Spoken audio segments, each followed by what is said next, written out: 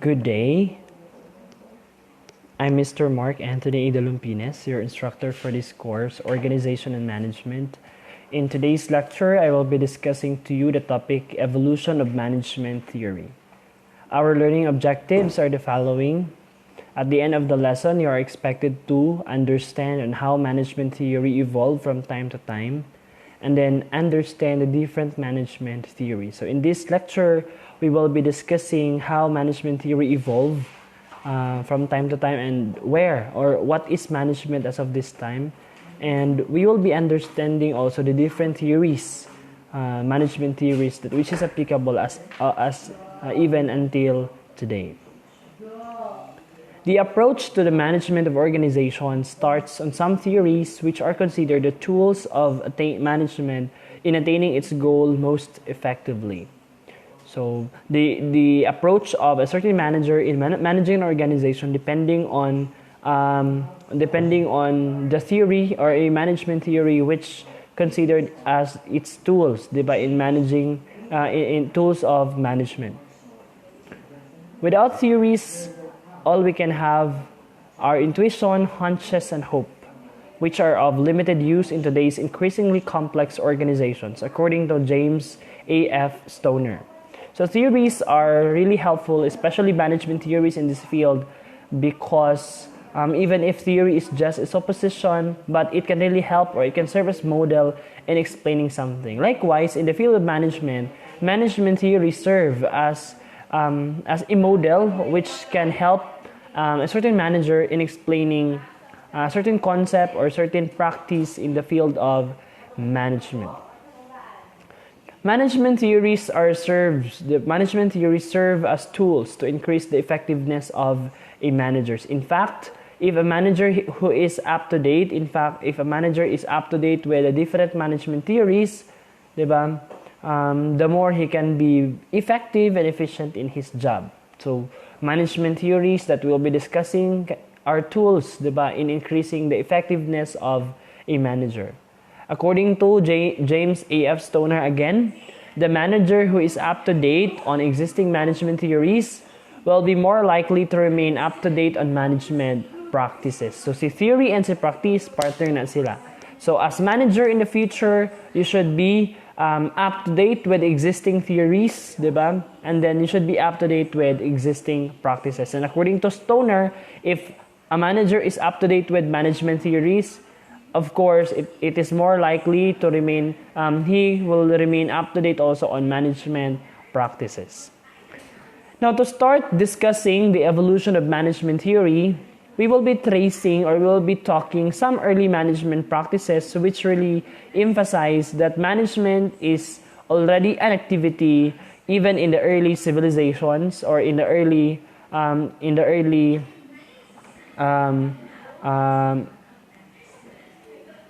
even before, early civilizations.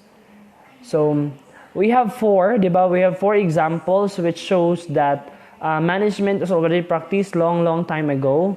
For example, building of Egyptian pyramids and Great Wall of China, City of Venice, the publication of The Wealth of Nations by Adam Smith, the emergence of Industrial Revolution. So we'll start with discussing the building of Egyptian pyramids and Great Wall of China.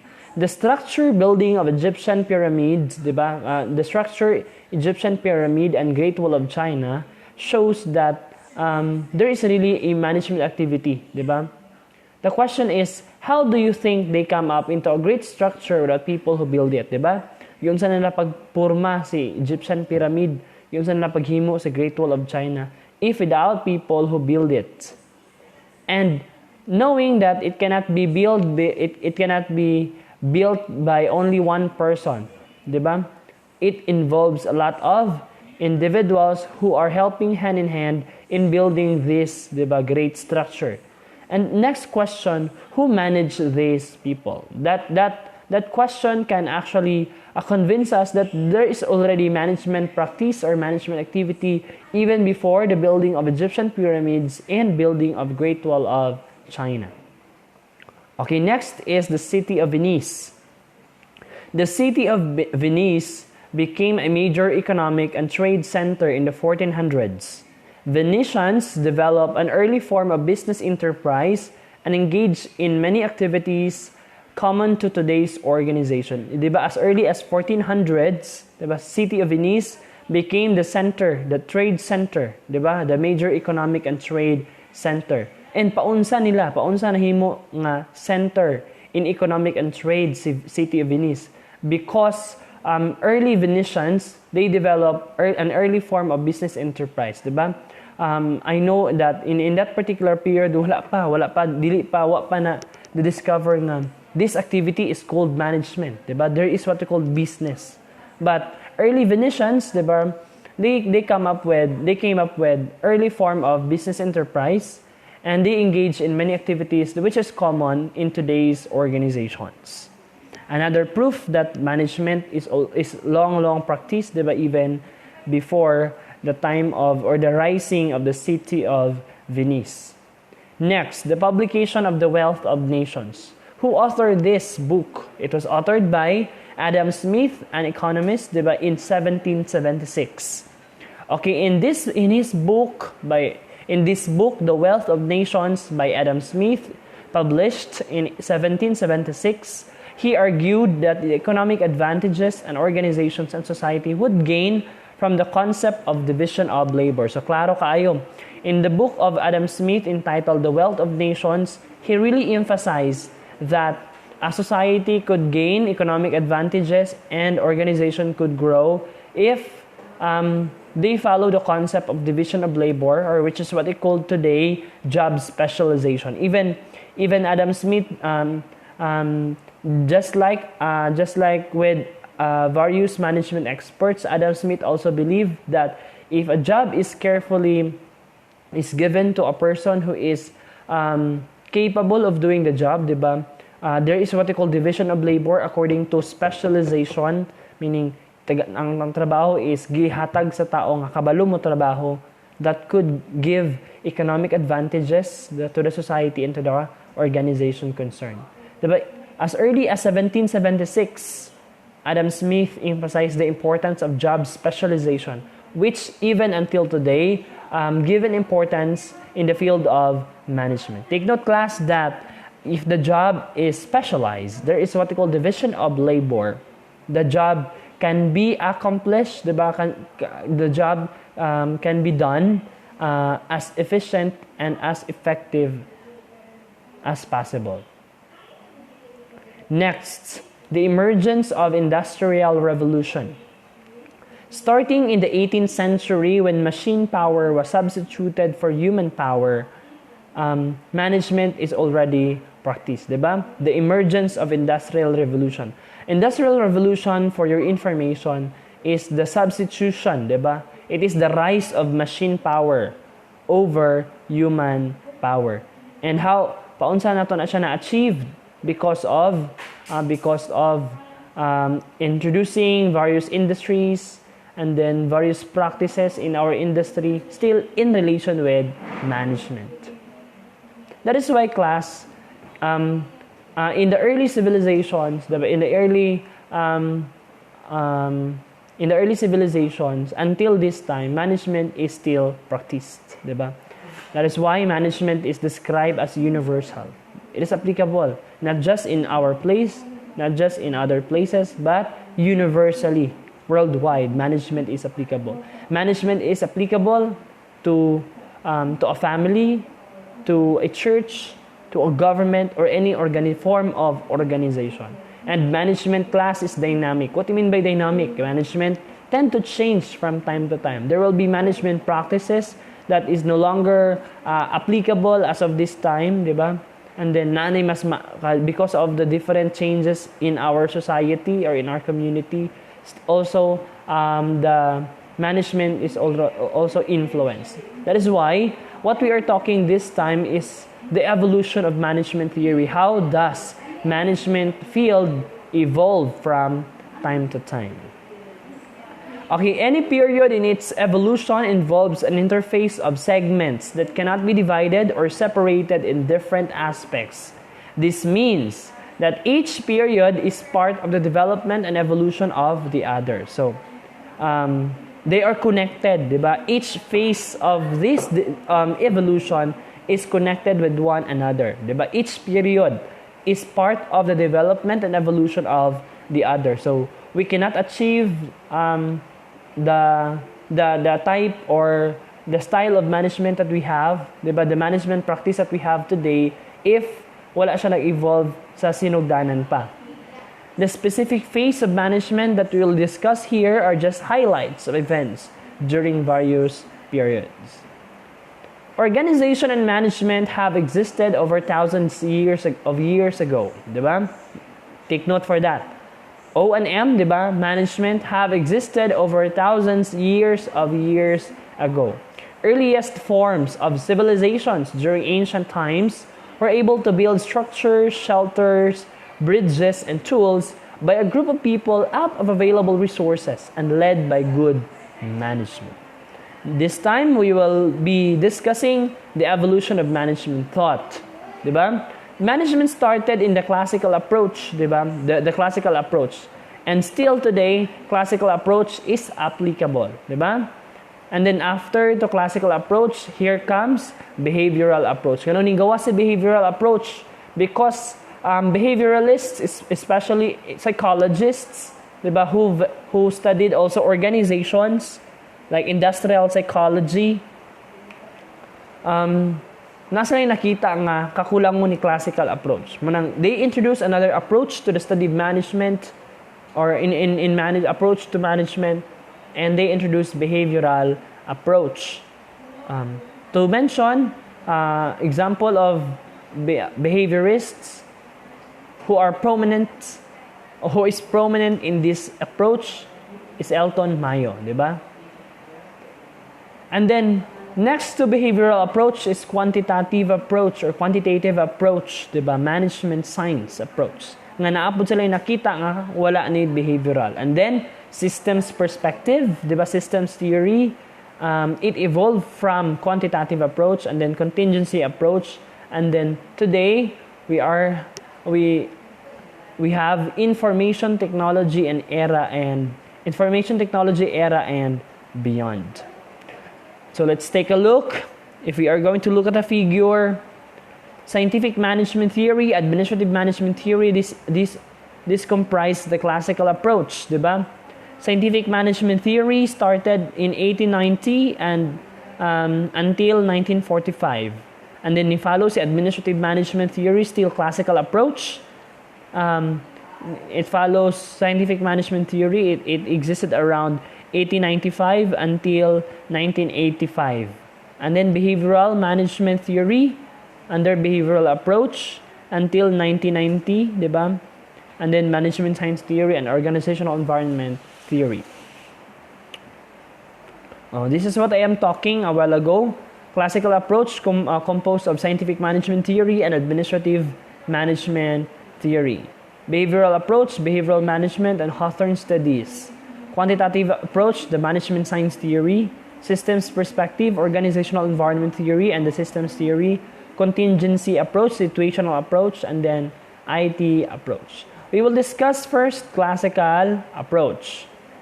Under classical approach are scientific management theory and administrative management theory. We'll discuss first scientific management theory. Ang pinakauna, it was introduced to us by Taylor, Frederick Taylor, a civil engineer. Taylor introduced the concept of efficiency, thereby increasing productivity in the organization. He is more particular with monitoring, measuring, and controlling. What is scientific management? Scientific management is defined as the use of scientific method to determine that one best way for a job to be done. But we all know, class, that management is the art of getting things done, diba? Getting things done with people through resources.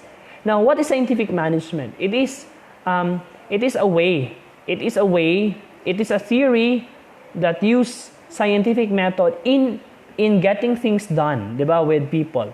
It is a theory that use scientific method to determine the one best way for a job to be done. Taylor wanted to investigate, diba, the one best way possible to perform a job, di ba? Para kay Taylor, di siya ganahan ng iya-iya.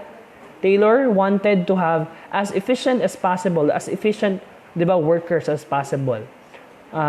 He is more particular with looking for one best way, di ba? Pinaka nindot nga paagi in order to finish or in order for a job to be done with the application of scientific method. What do you mean by scientific method? Diba? Method is used in natural sciences and also social sciences. A step-by-step process, but looking for determining the one best way possible to perform the job. For example, class, you are selling burgers, diba? Burgers. In a burger store, magbutang og sauce, pag ang imuhang kanang sauce battle is on usara ayang bangag, like it takes 3 motions for you or 3 move to finish one burger to serve, diba? Whereas para kay Taylor, why not make make it 3 tulo ka gawsanan sa sauce, diba? Para usara ka move. Later I will show to you a video presentation about that. Another shovel, diba? Like still product sa experiment ni sa scientific management theory. Like maghakot kag balas. Imong pala is gamay ang makuha nga balas. Whereas kung dako ang imong pala, mas dali sa mahuman. Diba? Looking for one best way possible to finish the job. So si Taylor, he is more concerned with efficiency and thereby increasing the productivity. Okay, scientific management is the result of management's effort to increase the productivity of the organization. So, nininggawas ni sa scientific management theory tungod kay early management expert like for example Taylor, gusto siya nga ang management, ang organization mo-increase pa ang productivity, di ba? Ma-increase pa ang productivity sa usa ka organization. And in order to increase more the productivity of the organization, workers must be as efficient as possible. Di ba? Dili siya ganahan og di ba? As kung kanang sa kutob sa makaya, di ba? Kutob sa makaya sa kung unsa ang kapaspason nga dapat nimo para ma-accomplish nimong task mas maayo. That is for scientific management theory. Okay, since scientific management theory is first introduced to us by Frederick Taylor, a most significant author on this field, he was considered the father of scientific management. Using his scientific management principles, Taylor was able to define the one best way for doing each job. Taylor made a scientific study of workers, machines, and the workplace by using the method of standardization of parts, uniformity of work structure, and the assembly line. So, sa pag-investigate ni Taylor, looking for the one best way possible, he came up with scientific management principles, diba? He came up with scientific management principles. What are these principles? Okay, in 1911 class, it is when Frederick Taylor, Principles of Scientific Management was published. Nakapublish good si Frederick Taylor in investigating one best way possible for doing each job. Nakapublish siya og Principles of Scientific Management which serve as the compass of a manager who wanted to apply scientific method in doing each job to increase efficiency and thereby increase productivity. What are these scientific management principles? So we have 4, diba? 4 management principles, scientific management principles. First, developing a science for each element of an individual's work, replacing the old rule of thumb method. So that is the first principle. Develop a scientific method in doing the job. Like step-by-step process, but as efficient as possible. And it replacing the old rule of thumb, diba? Replacing the naandan. So si Taylor, dili siya kay particular anang naandan nga pagtrabaho sa usa ka trabaho. Si Taylor gusto siya mo explore ang worker kung unsa pagyud ang pinaka-paspas o pinaka-maayong paagi in doing the job in order to increase efficiency and productivity. Second principle, Taylor is particular with selecting, training, teaching, and develop the skills of the individual. So more on the competence of the worker or the job specialization of the worker. So si Taylor, aside from using scientific method or step-by-step process in finishing the job as fast as possible, di ba? And then he is more also particular with selecting right employees, training right employees, teaching and developing competent employees. Because Taylor believed that if a worker is specialized or assigned to a job of which he is really capable of doing, he can perform well. And aside from performing well, he can be as efficient as possible and then increase productivity. Like for example, si Taylor particular ka siya og job specialization. Like kung unsa ang trabaho dapat ang ibutang ana usa ka tawo, right person nga kabalo mo buhat sa trabaho. Like for example, accountant, di ba? Of course, in looking for an accountant, like following the scientific management principle of Taylor, selecting the right individual. Unsa atong pangitaon, it should be a graduate in accountancy or have experience in accounting in order that person has the capacity or really capable of in doing his or her job. Third principle, cooperate with the workers to ensure work is done in accordance with science-based principles. So si Taylor, based sa iyang management principle, he is more particular with the workers. And gusto niya that manager must cooperate with the workers because it is the worker who will perform the job. Diba? Ensuring the work is done in accordance with science-based principles. And fourth, divide work and responsibility between management and workers. Management pursues work for better suited to their skill set. There is division of labor, diba? Division of labor, work should be divided according to job specialization. Dapat ang trabaho nahatag sa usa ka tawo nga kabalo mo trabaho. That was the scientific management principles of Frederick Taylor. Okay, and still under scientific management theory, aside from Frederick Taylor, we have also a husband and wife tandem who conducted a study in the field of scientific management which focuses on time and motion studies. So they are Frank Gilbreth and Lillian Gilbreth. Diba? The Gilbreth, Frank and Lillian. So they are one of the great husband and wife tandem of science and engineering. Still, they are all under the field of science and engineering. Inspired by Taylor's work and proceeded to study and develop their method of scientific management. So they are inspired of the work of Taylor, the scientific management of Taylor, and then come up with a time and motion study in relation with scientific management theory. Okay, the Gilbreth devised a classification scheme to label 17 basic hand motions called derb legs, diba? Derived from Gilbreth spelled backward, to eliminate wasteful motions, thereby increasing productivity. So, as a product of research, diba, of Frank and Lillian, they come up with 17 basic hand motions. Itawag nila ni og derb legs. And the focus of this scheme is to eliminate wasteful motions, thereby increasing productivity. They are also more particular with increasing productivity. How to increase productivity? Eliminate wasteful motions. Like looking for the one best way possible in doing the job. Like pila ka move, pila ang time nga dapat lang usa mahuman ang usa ka trabaho, di ba? So sa scientific management jud, in the field of scientific management, bawal ang worker nga because they are more particular with wasteful motions, eliminating wasteful motions, and they are more particular with increasing efficiency and thereby increasing productivity.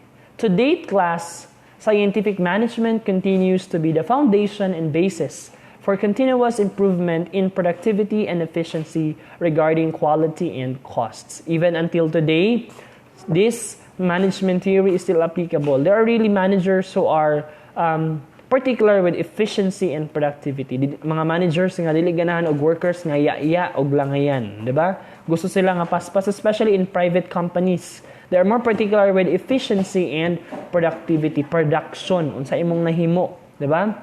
And then it serves as basis in improving the productivity of the organization regarding quality and cost.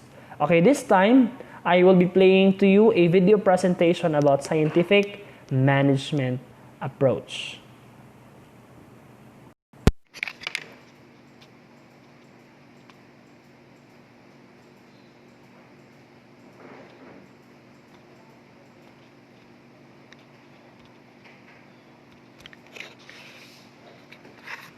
Hi, and welcome to this quick video. Scientific management approach. Scientific management.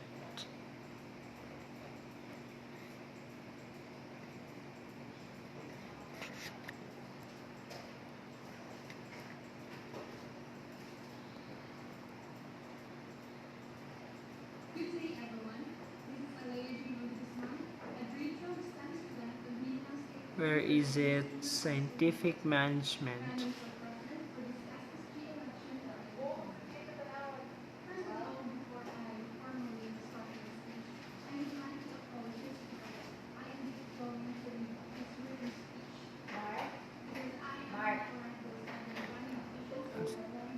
What's that to? Wait sa. Scientific management, where dara sa scientific management. By several specialist foremen.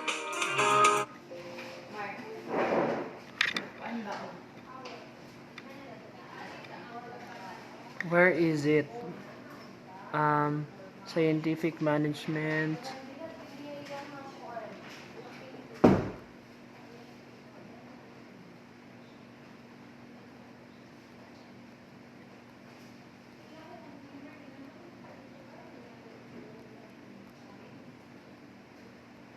Where is it?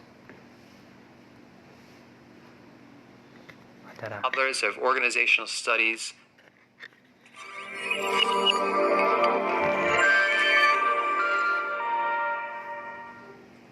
Frederick Taylor is a founding father of organizational studies. His scientific management approach has surely touched many aspects of your professional life, as you will see.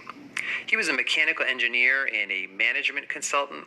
That meant that he was an outside person that would come into organizations to try to help them make things better.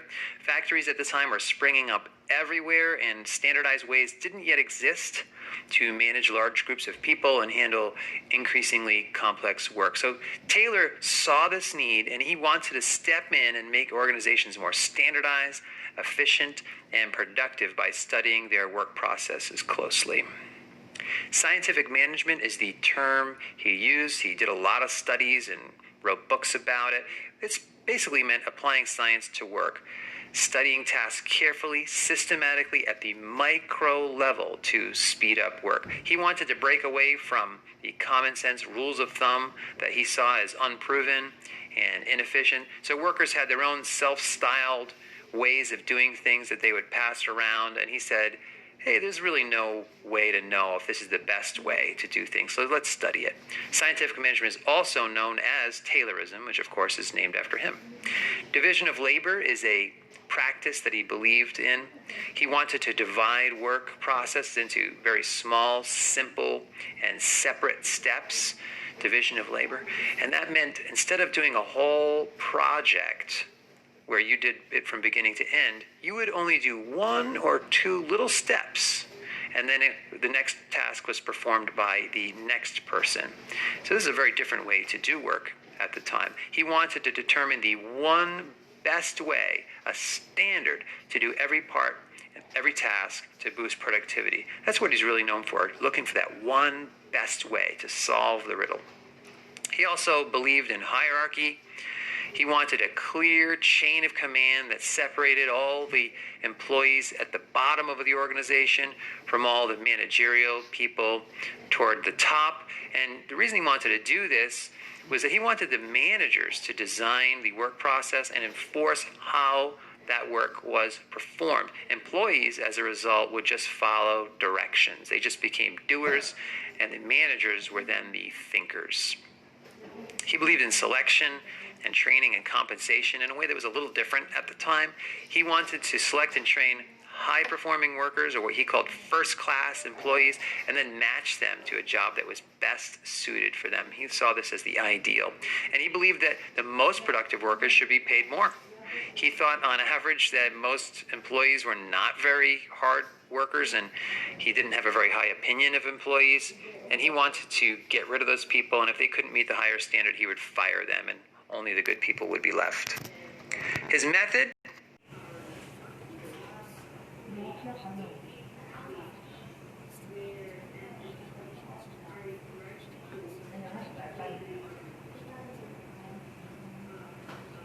Okay, that's it. I will just be sending to you the video presentation about scientific management in order to further understand what is that theory all about.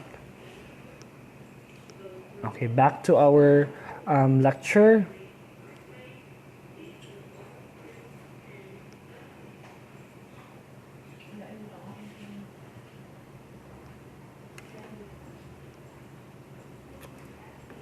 Next will be administrative management theory. Okay, next to scientific management theory is the administrative management theory.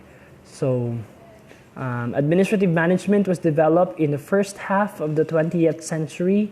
Henry Fayol, Lothar Golick, Lyndall Orwick, James de Mounet have contributed to establish administrative management. Henry Fayol, the French industrialist and management consultant of the early 20th century, he has long been acknowledged as the founding father of the classical management school of thought.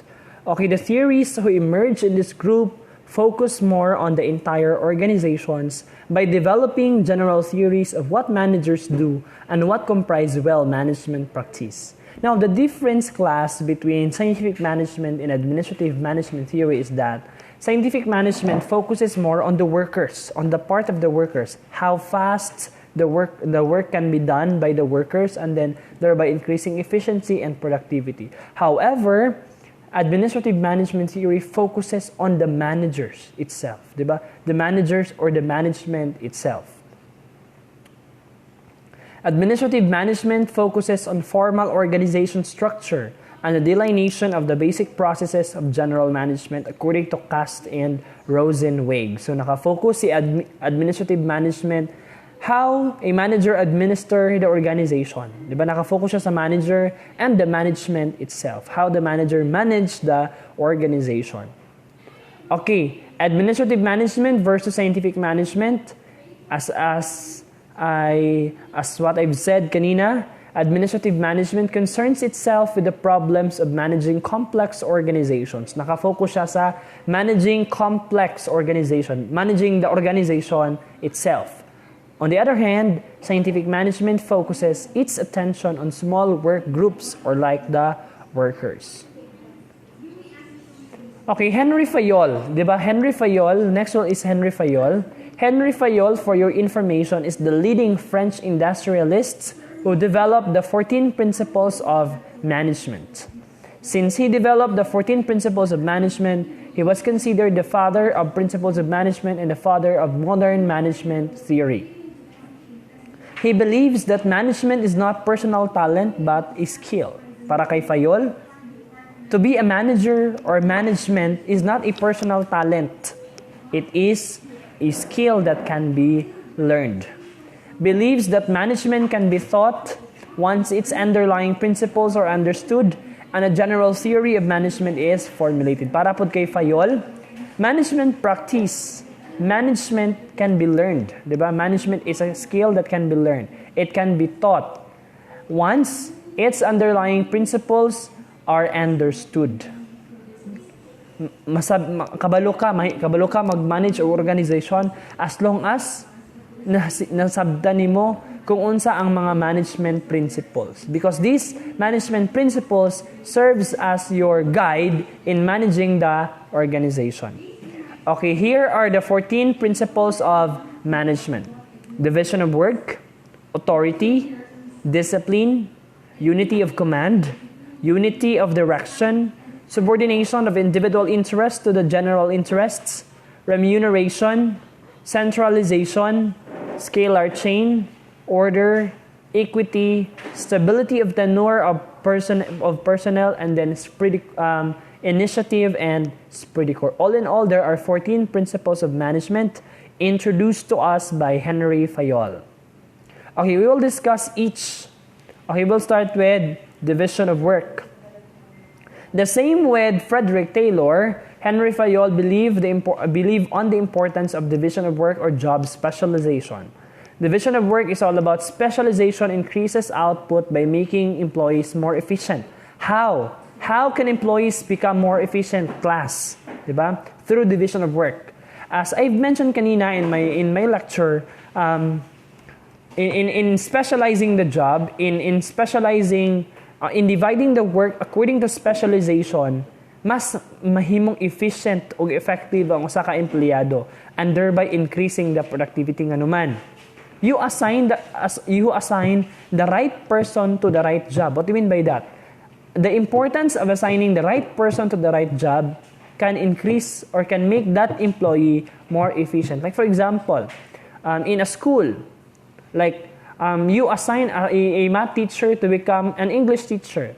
Do you think that employee can be as efficient as possible? No. Diba? Because the field is different. However, if you assign an English subject to an English teacher, you can expect more from that English teacher. Okay, sa administrative setting, you hire accountant who is an accountancy graduate. Of course, expectedly that accountant can really perform the job well compared to hiring an accountant who is not an accountancy graduate. So magmatter jud si specialization. In fact, based on the 14 principles of Henry Fayol, it increases output by making employees more efficient. Expectedly that the employee, if you put the employee in the right place and in the right job, he can be as efficient as possible. Division of work. Okay, next principle is authority. Okay, to be a manager, you should have authority, di ba? Lisod kayo nga mahimong manager kung wala kay authority. Managers must be able to give orders, and authority give them this right, di ba? Kung wala kay authority as manager, you don't have the right to give orders to your subordinates. That is why a manager must have authority first in order to be able to give orders to his or her subordinates. Diba? Like for example, suguon ka sa imuhang classmate. O kung may ka nga, kinsa man na siya kay para akong tuuhan. Because that particular classmate of yours is not person in authority. However, if you are pagsuguon ka sa imuhang teacher, si teacher in authority sa classroom, diba? In authority si teacher sa classroom. So si teacher makasugo sa imuha. Unsa to? It is authority which give the manager the right to give orders to subordinates. And it's very important that a manager is or have authority at all, because it can give him the right to give orders to his or her subordinates. Discipline. Discipline is another principle, di ba, in the field of administrative management. Discipline is all about employees must obey and respect the rules that govern the organization. Discipline tells us that employees at all times must obey and respect the rules that govern the organization. In an organization, there should be discipline. All employees must obey the rules and regulations, must respect the rules and regulations, and must respect the decisions, policies, programs implemented by the management. Discipline. Okay, next. Unity of command. What is unity of command? Every employee should receive orders from only one superior. Unity of command, meaning from top to bottom, diba? There should be unity of command. An employee should receive order from only one superior. Paunsa man na siya. Like, if an employee is under cashiering department, diba? That employee is under can receive order or should receive order only from the head cashier, diba? Dili siya suguon sa accounting department, dili siya suguon sa budget department because naa siya sa cashiering department. Nasabtan, unity of command, because it is very hard on the part of the employee nga bisan kinsa ang mosugo sa iya dahan kay sa og boss. With the principle of unity of command, an employee should receive only order from one superior, from one boss, diba? From direct superior or immediate superior. Unity of command. Next, unity of direction. What is unity of direction? Diba? There is direction from top management down to the rank and files or down to the lowest level of management. The organization should have a single plan of action to guide managers and workers. Dapat ang organization na ay single plan, diba? Na ay single plan. Usa ka plano para sa organization. Kaning plano mo, kaning plano mo ay mahimong guide sa managers and workers in doing their job, thereby attaining or achieving that particular plan. That is why organizations really formulated their own vision and mission and goals and objectives. That is a single plan, which serve as guide of the managers and the workers in doing their job, and then thereby attaining that goal and objective. Unity of direction. Dili kay lahi og plano tanan para sa organization. It is the top management who will set the long-term plan of the organization, and that long-term plan should be followed, and then will be the guide from the managers from the top down to the bottom or the lowest level of management, and then down to the workers. Next, subordination of individual interests to the general interests. Working in an organization, dili pwede nga ikaw perminti matuman, di ba? To be an employee, dili pwede nga ikaw lang perminti matuman. The interest of only one employee or one group of employees should not take precedence over the interest of the organization as a whole. It should be, it is the general interest should be followed. Dili pwede nga kay ganahan ka okay para i-apply din mo sa tibuok organization, di ba? It is the general interest should be followed. General interest should precede over individual interest. Individual interest should not take precedence over the general interests. Next, remuneration. Remuneration has something to do with payment, compensation, di ba? Salary. Remuneration, the principle of remuneration states that workers must be paid at fair wage for their services. What do you mean by fair wage? Kung unsa ang applying this principle by Fayol, workers must be paid according to the services they have rendered in the organization, diba? For their services. According to their services, according to their performance, and according to their qualification. Workers must be paid a fair wage. However, sad to say that in reality, there are really organizations na underpaid yung mga empleyado.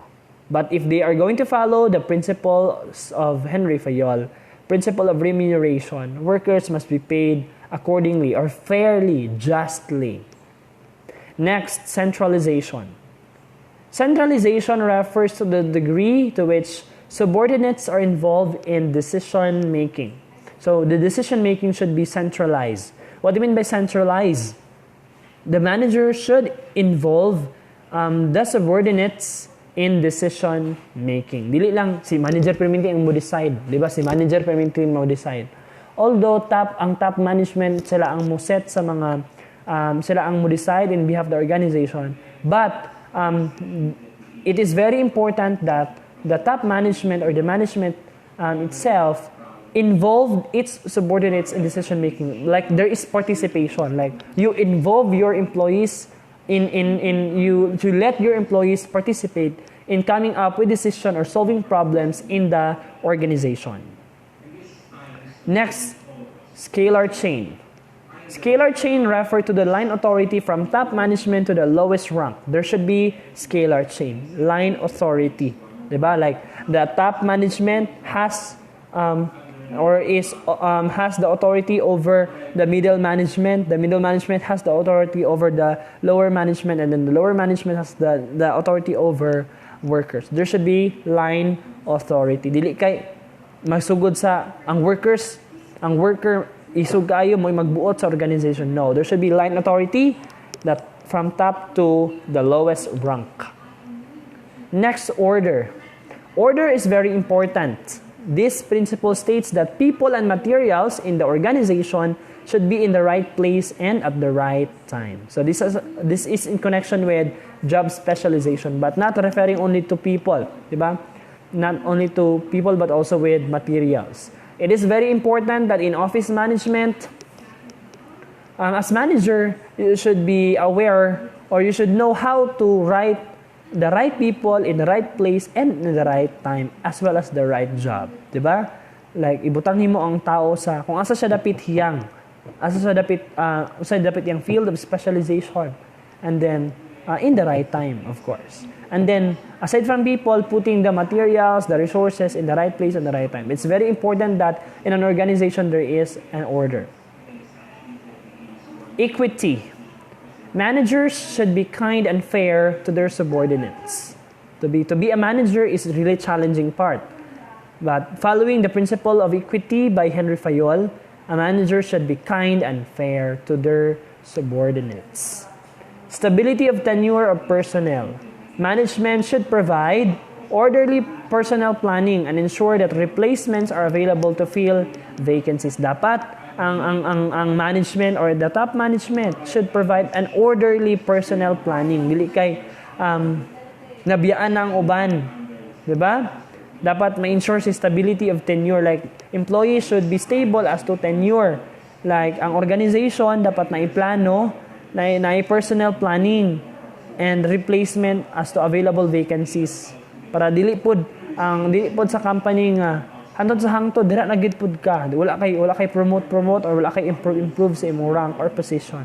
There should be personnel planning and proper replacement, ensuring that replacement are available to fill vacancies. Stability of tenure of personnel.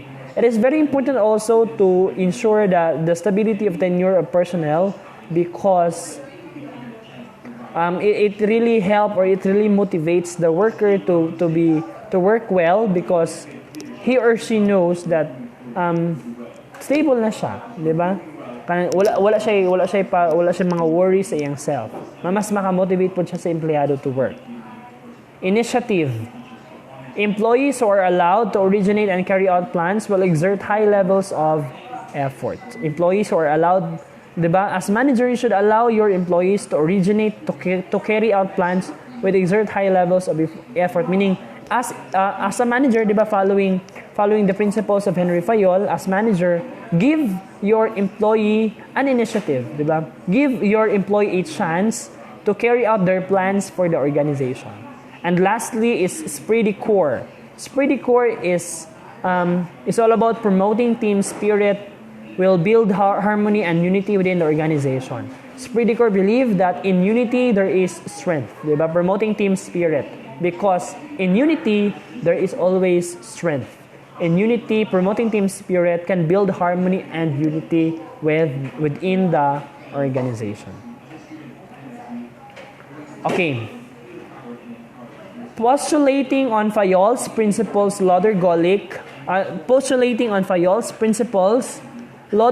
also, and Lindell-Orwick rather, duha na sila, si Loder-Golick and Lindell-Orwick, pero mas na-recognize si Loder-Golick. Loder-Golick has developed the famous poste de corps, an acronym containing the first letter of 7 administrative activities. So, out from the 14 principles of Henry Fayol, si Loder-Golick nakakam up siya og 7 administrative activities that a manager should perform. And this is called poste de corps, an acronym of that particular activities.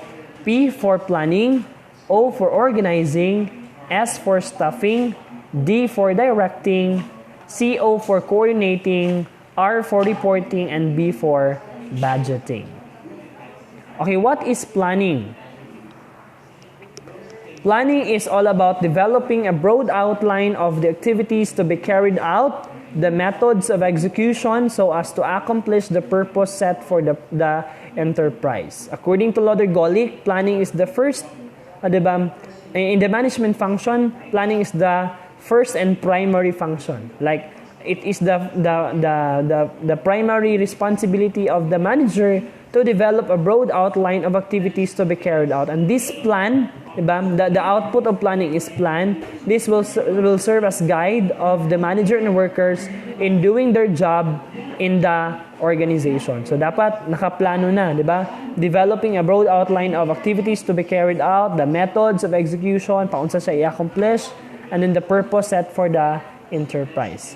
Next to planning is, after the manager come up with plan, he must organize what is being planned, diba? Organizing is all about establishment of formal structure and training staff and maintaining favorable working conditions. Like, i-organize mo ang plano, diba? I-establish mo in the formal structure, like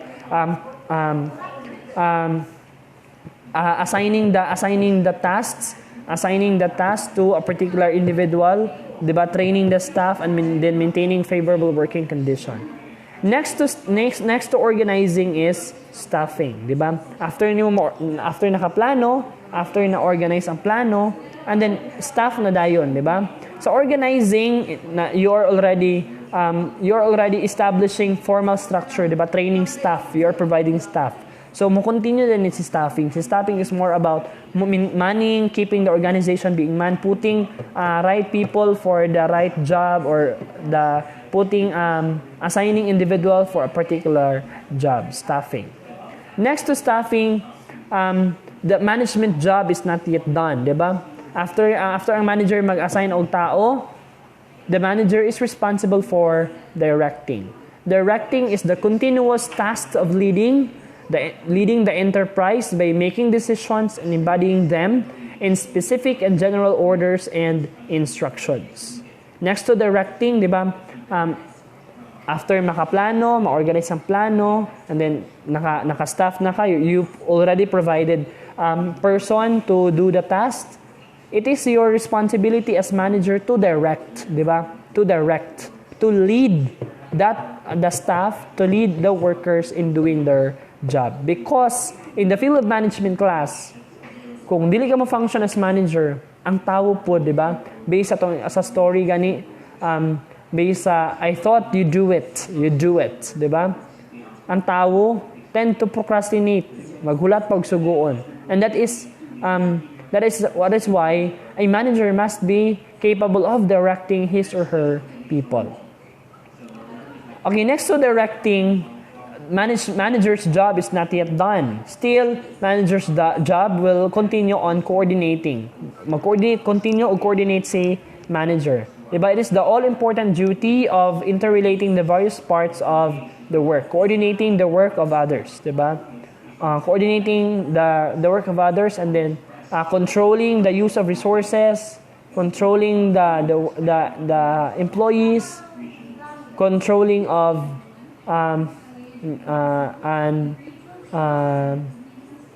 providing schedules. So coordinate. And then next to coordinating is reporting, diba? Keeping superiors informed of the status of the work through reports and records. And then budgeting, encouraging fiscal planning, accounting, and control. So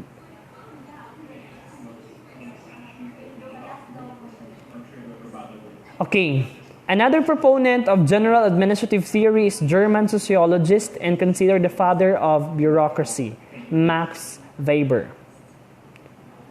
Max Weber, in his ideal form of an organization, focused on what is known as bureaucracy.